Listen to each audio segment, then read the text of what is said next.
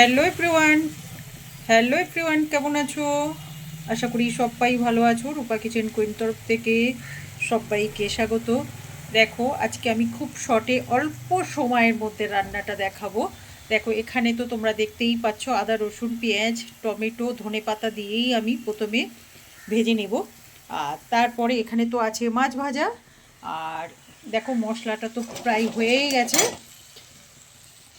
আর এই হচ্ছে ফুলকপি আলু প্রথমে আমি ভেজে নেব। আর তারপরে মশলাটা তো তোমাদেরকে বললাম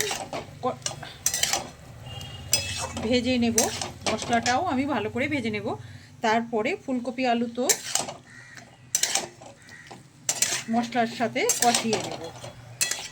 আর এই দিকে আছে মাছ ভাজা।